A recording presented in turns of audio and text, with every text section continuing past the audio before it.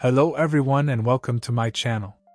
Today we are going to talk about one of the most famous and influential figures in history, Julius Caesar, the general, politician, and dictator who transformed the Roman Republic into the Roman Empire.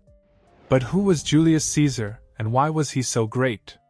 And how did he rise to power and change the course of history? Julius Caesar was born in 100 BC, into a noble but not very wealthy family that claimed descent from the goddess Venus. He grew up in a turbulent time in Rome, when the Republic was facing many problems and crises, such as social inequality, political corruption, civil wars, and foreign threats. Caesar showed an early talent for leadership, rhetoric, and military skills. He also had a great ambition and a desire to achieve glory and fame.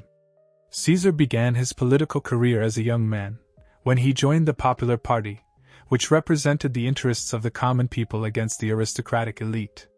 He also made alliances with powerful figures, such as Crassus, the richest man in Rome, and Pompey, the greatest general of his time. Together they formed a political alliance known as the First Triumvirate, which dominated Rome for a decade. Caesar also embarked on a series of military campaigns that expanded Rome's territory and influence. He conquered Gaul, modern France, and parts of Germany and Britain, defeating fierce enemies such as the ☍ᴜ𝴜, the Nervii, the Belgae, and the Britons. He also crossed the Rhine and the Channel for the first time in history. He wrote about his exploits in his famous commentaries on the Gallic War, which are considered as masterpieces of Latin literature and propaganda. Caesar's success and popularity made him a hero among the people, but also a threat to his rivals and enemies. His alliance with Crassus and Pompey broke down after Crassus died in battle against the Parthians in 53 BC and Pompey sided with the conservative faction of the Senate, which opposed Caesar's reforms and ambitions. The Senate ordered Caesar to disband his army and return to Rome as a private citizen, which would have exposed him to prosecution and exile. Caesar refused to obey and decided to take a bold and risky move. He crossed the Rubicon River with his army in 49 BC, which marked the boundary between his province and Italy. This was an act of war against the Republic and a point of no return. Caesar famously said, "Alia iacta est," the die is cast, as he crossed the river. This sparked a civil war between Caesar and Pompey, which lasted for 4 years and involved many battles and sieges across the Roman world. Caesar defeated Pompey's forces in Italy, Spain, Greece, Egypt, Africa, and finally in Munda, in modern Spain, in 45 BC. Pompey himself was assassinated in Egypt by one of his former allies, who hoped to please Caesar. Caesar showed mercy to many of his enemies and pardoned them, but he also eliminated some of his rivals and opponents. Caesar emerged from the civil war as the undisputed master of Rome. He was appointed as dictator for life by the Senate in 44 BC, which gave him absolute power over the Republic. He also held other titles and offices, such as consul, tribune, pontifex maximus, chief priest, and imperator, commander-in-chief. He introduced many reforms and changes that improved the conditions of Rome and its provinces. Some of his achievements include: he reformed the calendar by adopting the Egyptian solar calendar, which is the basis of our modern calendar. He reorganized the administration and taxation of the provinces, making them more efficient and fair. He granted citizenship to many foreigners and allies, expanding the rights and privileges of Roman people. He enlarged the Senate by adding new members from different regions and backgrounds. He initiated many public works and building projects, such as roads, bridges, aqueducts, temples, theaters, forums, libraries, and monuments. He promoted culture and education by supporting writers, artists, scholars, and teachers. He planned to launch a campaign against the Parthians, the arch-enemies of Rome, to avenge Crassus' death and secure Rome's eastern frontier.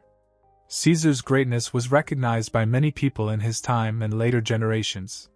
He was admired for his courage, intelligence, charisma, generosity, clemency, and vision. He was also respected for his military skills, his political acumen, his literary style, and his reforming spirit. He was considered as one of the greatest generals, the greatest statesmen, the greatest writers, and the greatest reformers in history. However, Caesar's greatness also aroused envy, fear, and hatred among some of his contemporaries. He was accused of being a tyrant, a usurper, a demagogue, and a dictator. He was also feared for his ambition and his popularity, which threatened the traditional values and institutions of the Republic. He was also hated for his arrogance and his disregard for the laws and customs of Rome. A conspiracy was formed against him by a group of senators, who called themselves the Liberators. They claimed to be acting in the name of the Republic and the people, to save Rome from Caesar's tyranny and restore the democracy. They plotted to assassinate Caesar on the Ides of March 15 in 44 BC, when he was supposed to attend a meeting of the Senate in the theater of Pompey. The conspirators stabbed Caesar 23 times with their daggers, in a brutal and bloody attack. Caesar tried to resist and defend himself, but he was overwhelmed by the number and the surprise of his attackers. He fell to the ground, covered in blood and wounds. His last words are not certain, but according to some sources he said, "Et tu, Brute? And you, Brutus?" to his friend and protege Marcus Brutus, who was one of the conspirators. Caesar's assassination was a shocking and tragic event that shook Rome and the world. It was also a turning point in history that marked the end of the Republic and the beginning of the Empire. Caesar's death sparked a new civil war between his supporters and his enemies, which lasted for 13 years and involved many battles and leaders. The war ended with the victory of Caesar's heir and adopted son Octavian, later Augustus, who became the first emperor of Rome and founded the Julio-Claudian dynasty.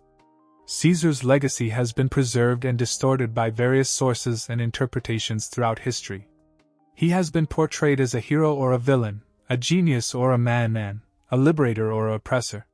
He has inspired countless works of art, literature, drama, film, and music. He has become a symbol of power, glory, ambition, and tragedy. Thank you for watching, and if you liked this video, please give it a thumbs up and subscribe to our channel for more videos on history's fascinating stories and events. And don't forget to leave a comment below with your thoughts and questions.